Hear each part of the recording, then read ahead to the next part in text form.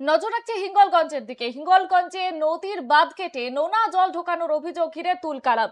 তৃণমূল নেতার বিরুদ্ধে বাঁধ কাটার অভিযোগে বিক্ষোভে ফেটে পড়লেন মাউদপুরের বাসিন্দারা। খবর পেয়ে ঘটনাস্থলে পৌঁছান বিজেপি প্রার্থী রেখা পাত্র।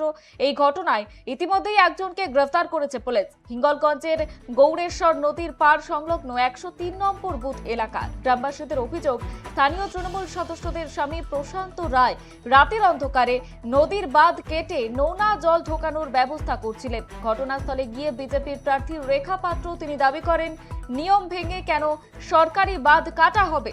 যদিও অভিযুক্ত তৃণমূল নেতার পাল্টা দাবি, স্থানীয় জমি মালিকদের স্বার্থেই এই কাজ করা হচ্ছিল। সেচ দপ্তরের অভিযোগের ভিত্তিতে হিঙ্গলগঞ্জ থানার পুলিশ একজনকে গ্রেফতার করে। আর এই ঘটনাকে কেন্দ্র করে এলাকায় ব্যাপক উত্তেজনা ছড়িয়েছে।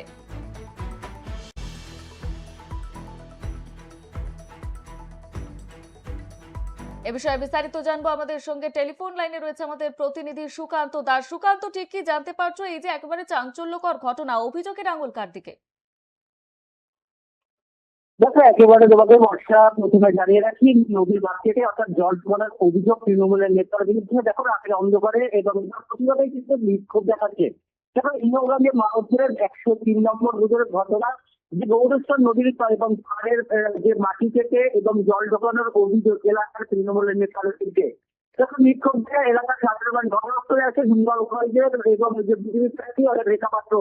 তিনি একেবারে এলাকার যে রয়েছে এবং 103 নম্বর বুথের যে মেম্বার অর্থাৎ আমি এবং প্রশান্ত রায়ের এবং অবৈধভাবে যে নদীর বাঁধ কাটা হচ্ছে তার অভিযোগে তিনি বলছেন যে সেটা ঠিকই আছে এবং সেটা কোনো অসুবিধা নেই, কারণ যে নদীর মাটি কেন কাটা হবে তিনি কিন্তু একেবারে চেষ্টা করে কাটা কিন্তু এই যে নদীর বাঁধ কাটা হলো কেন তার প্রতিবাদে অর্থাৎ এবং এলাকার যে সাধারণ মানুষ রয়েছে তারা কিন্তু বিক্ষোভ দেখাতে শুরু করে এবং তার গেট কেন দাবিতে এমনটাই কিন্তু জানানোর সমস্যা।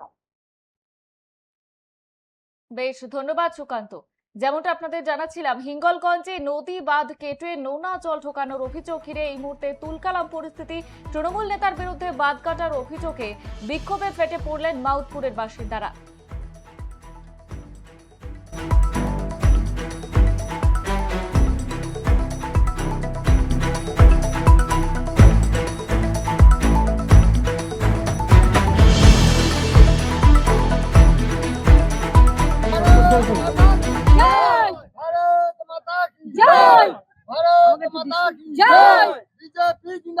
মালিক আজকে দীর্ঘ 10 বছর ওই জায়গাটা পড়ে আছে। আমাদের দীর্ঘ 45 জন 50 জনের মতন জয়েন্ট মালিক।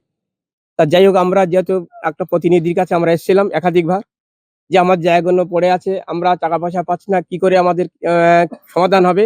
সেই সমাধান রাস্তাটা উনি মেম্বার আমাদেরকে বললো, ঠিক তোমরা যদি আমাকে রায় দাও, সম্মান জমি জায়গাগুলো দাও, তাহলে আমি ঘরবাড়ি করবো।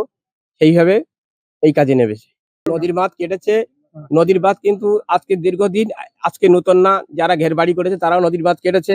একটা পাইপ বসানো ছিল, সেই পাইপটা রিপেয়ারিং করার জন্য যাতে জলটা একটু অল্প নিয়ে করা যায়, ঘের বাড়ি করতে গেলে একটু নদীর জল লাগে, তাই সে গেছে। গ্রেপ্তার এখন আমি, হ্যাঁ একজন হয়েছে, একজন মরিদুল শেখ বলে একজন গ্রেপ্তার হয়েছে। মেম্বার কি বলবেন?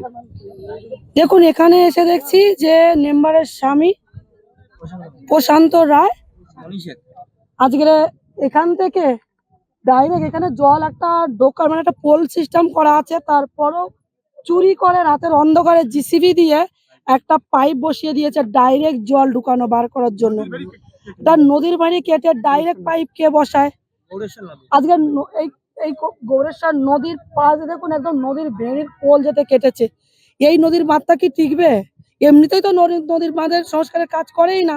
আর এই যে ক্ষতিগুলো, আজকের এই যে সংখ্যালঘু পরিবারগুলো যে নদীর ধারে বসবাস করছে, এদের ভবিষ্যৎ কি? এদের তো সব শেষ হয়ে যাচ্ছে। দেখুন, এই পাইপটা অবিলম্বে এখান থেকে তুলতে হবে। যে মেম্বারের স্বামী এখানে পুঁতেছে তাকে তুলতে হবে। সে যদি না তোলে, আমরা হিঙ্গলগঞ্জ থানায় যাব, ওনার বিরুদ্ধে আইনত আমরা স্টেপ নেব। এখানে আমার সংখ্যালঘু মায়েরা বোনেরা সবাই আছেন, পরিবারের আছেন। এদের একটাই অভিযোগ, আমরা